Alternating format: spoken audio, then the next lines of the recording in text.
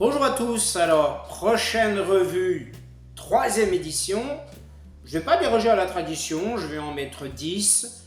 J'ai encore quelques naturels, donc je vais pouvoir relativement alterner. Cette fois, vous verrez, il y aura quelques petites particularités, je vous les laisse découvrir au fur et à mesure. Tout d'abord, je voudrais vraiment remercier tous les gens qui se sont abonnés entre le 1er juillet et le 2 septembre.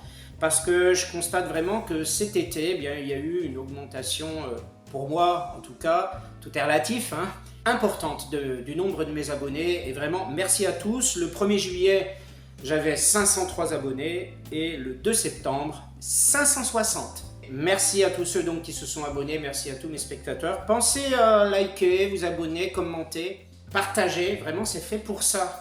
Vraiment, le sous-titre, c'est vraiment partage entre fumeurs de pipe. Le sous-titre de ma chaîne, et n'hésitez pas surtout à partager vos impressions, qu'elles soient positives ou négatives sur mes vidéos, ça me fait avancer, et puis avoir un peu plus d'abonnés aussi, ça me permet quand même de m'encourager à continuer. Merci à tous. Alors premier haro de cette liste que nous allons découvrir ensemble, c'est le Bentley Virginia Ruby.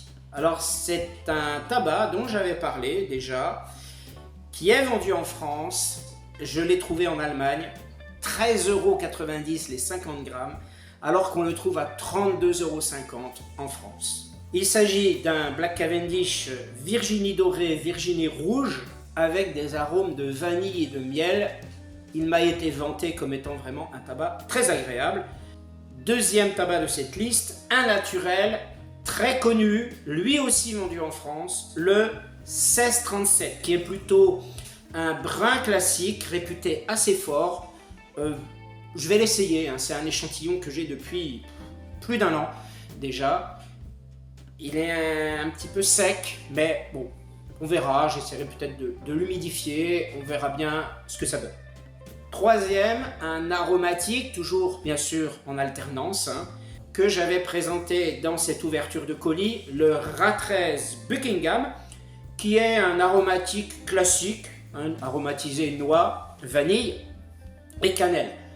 Donc là aussi, j'ai hâte, je pense que c'est un aro de bonne qualité. Un échantillon également que j'ai reçu il y a quelques mois, le Best Brown numéro 2 de Gawith Hogarth & Co.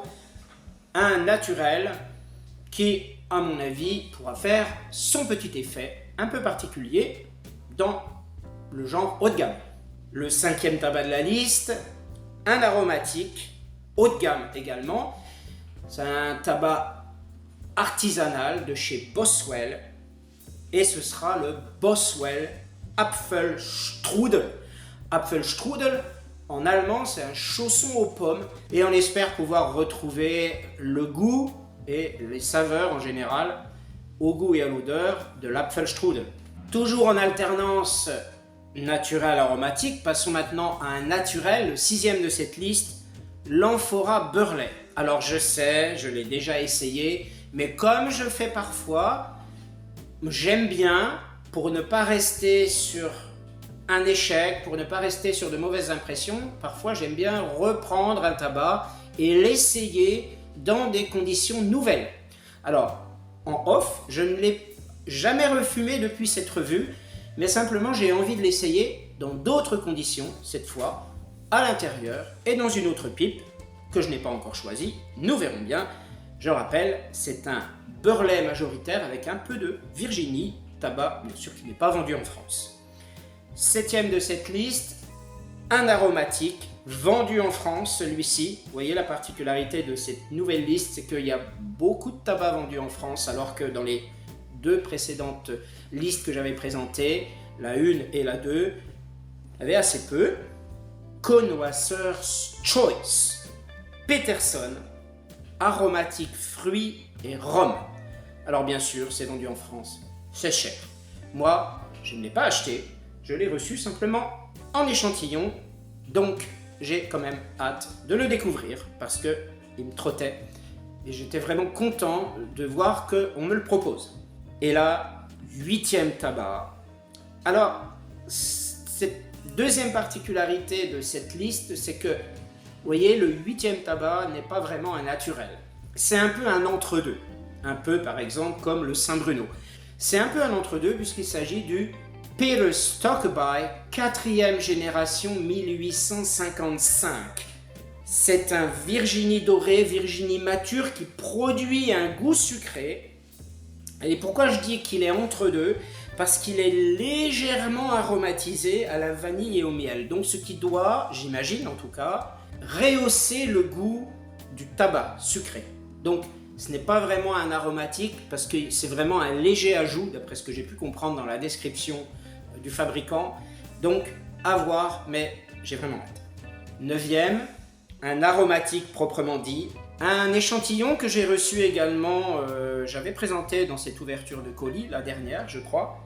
Lauenland Morning Mixture.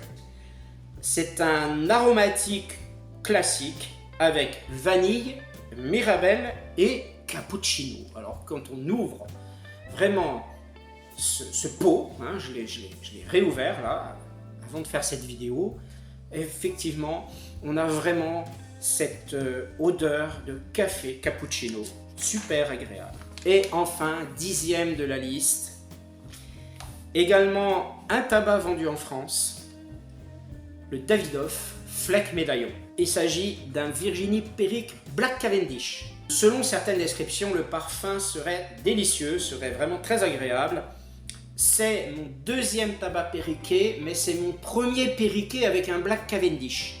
Rappelez-vous, le dernier Periquet que j'avais fumé, il n'y avait pas de Black Cavendish. Espérons que cette expérience sera des plus positives. Voilà, merci à tous de m'avoir suivi pour cette présentation des 10 prochaines revues que j'essaierai bien sûr de suivre dans l'ordre. A très bientôt pour le premier tabac de cette liste, miam miam, le Bentley Virginia Ruby.